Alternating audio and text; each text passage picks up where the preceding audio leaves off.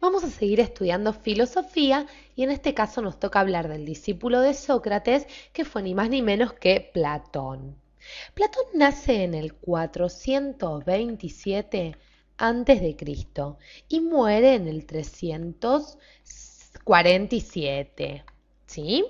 Muy bien, les cuento que Platón viajó por Egipto, recorrió toda Grecia, Sicilia, inclusive les cuento que se dice que sus últimos viajes le ayudaron si se quiere, a formar su filosofía política.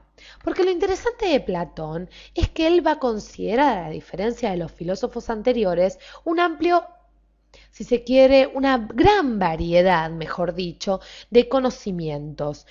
Por ejemplo, se va a preocupar por desarrollar una concepción del origen del cosmos, de los hombres, va a estudiar las posibilidades del conocimiento, la ciencia, la metodología, inclusive va a tener una propia ética y sobre todo una gran teoría del conocimiento, que será conocida con el nombre de idealismo.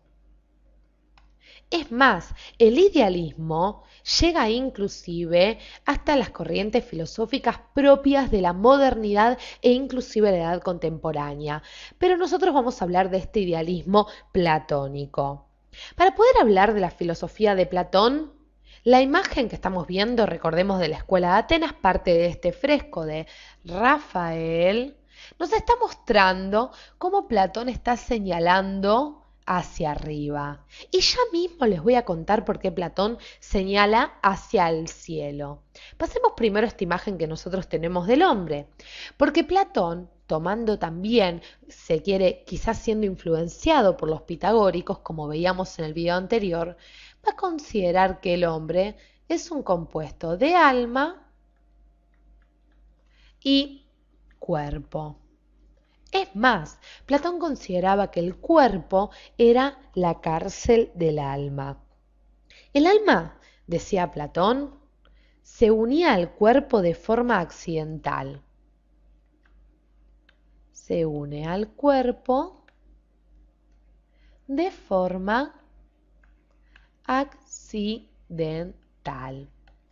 Es más, para lo que tenemos que decir, o resaltar mejor dicho, es que el alma es ante todo, como sabemos, inmaterial, eterna, incorruptible, es decir, no puede cambiar, y el cuerpo todo lo contrario, el cuerpo es material, finito, en el sentido contrario eterna, y corruptible, es decir, está sometido al cambio. Pero vamos a hablar un poquito de la teoría de las ideas, de este idealismo platónico del cual hacíamos referencia hace algunos minutos. Y para que nosotros podamos hablar de la teoría de las ideas, tenemos que centrarnos en estas imágenes. Primero destaquemos que para Platón existen dos mundos, pero no dos mundos separados, sino dos mundos que están separados, pero que son uno a la vez. Ahora bien, ¿cómo se van a llamar estos mundos o cómo los identifica? Él dice que hay un mundo sensible y un mundo inteligible, que es ni más ni menos que el mundo de las ideas. Pero sigamos más, porque hasta ahora no podemos entender demasiado. Ustedes dirán, bueno, hay dos mundos, que en realidad son uno a la vez, pero están separados, uno sensible y uno inteligible. Pero les cuento que este mundo sensible es simple. Este mundo sensible es nuestro mundo, el mundo de las cosas, el mundo de los objetos, de aquello que está sometido al cambio, es decir, de las cosas particulares. En cambio, este mundo inteligible, como dijimos, es el mundo de las ideas, es el mundo de lo incorruptible. ¿Y qué son las ideas? Aquellas que no pueden corromperse, que no están sometidas al cambio. Las ideas hay que entenderlas como modelos. ¿Modelos de qué? Modelos de las cosas, son como arquetipos. Es más, vamos a entender mejor esto si lo graficamos. Permítanme que hagamos un espacio, vamos a conservar esta división entre estos dos mundos, porque por ejemplo, en el mundo sensible nosotros encontramos un árbol, ¿sí? Como podemos ver en nuestra casa, en una plaza. Y en el mundo de las ideas, en el mundo inteligible, encontraremos la idea de árbol, dice Platón. Es decir, el mundo sensible está compuesto de copias del mundo inteligible, de las ideas del mundo inteligible. Y estas ideas son ni más ni menos que universales. Es decir, yo tengo para muchísimos, para millones de árboles diferentes, con diferentes características, una única idea de árbol. El hombre, entonces, conoce por medio de los sentidos. Por medio de los sentidos, dice Platón. Hasta ahí todo bien. Y por medio de la razón conoce las cosas del mundo inteligible, es decir, las ideas. Pero no es tan fácil todo esto, no es tan sencillo. ¿Qué va a pasar? Nosotros nos podemos preguntar, bueno, entonces, ¿qué es conocer para Platón? ¿Qué significa conocer para este filósofo? Platón dice que conocer, poder conocer, será poder llegar a las ideas por medio de la abstracción. Entonces, es llegar a las ideas por medio de la abstracción. ¿Qué es abstraer? Es tomar una parte. Es decir, es poder. Para que nosotros lo comprendamos, el hombre solo puede llegar a las ideas a través de la inteligencia, como decíamos, ¿sí?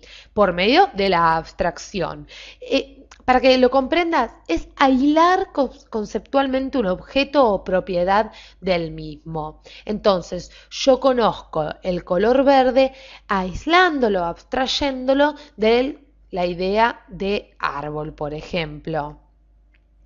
Aislar, vamos a ubicarlo así, aislar una propiedad. Ahora bien, nos falta un poquito el alma, porque para Platón el alma era algo muy importante. Es decir, nosotros no podíamos conocer tan solo por el uso de la razón. Les cuento que el hombre no conoce las cosas, sino que las reconoce. ¿Por qué decimos que las reconoce?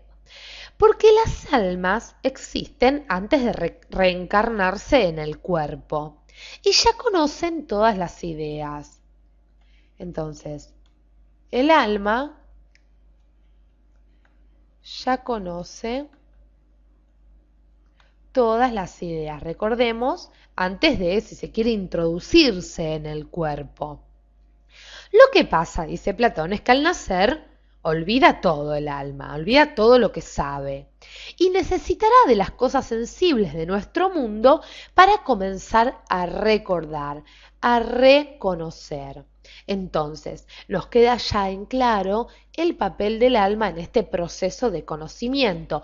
Esto fue desarrollado por Platón en la teoría de la reminiscencia. Nosotros en este video quisimos hacer una breve explicación, volvamos ya al comienzo, de lo que fue la filosofía platónica y lo importante que fue Platón, porque inclusive, como dijimos, ha desarrollado una teoría política, una ética. Nosotros quisimos hacer referencia a esta teoría de las ideas, como marca aquí la imagen, estas ideas que marcan un mundo que se encontraría arriba del mundo sensible para ubicarlo en un espacio determinado, un mundo superior, de donde el hombre toma, o si se quiere, las cosas del mundo sensible, toman o se copian de las ideas del mundo inteligible.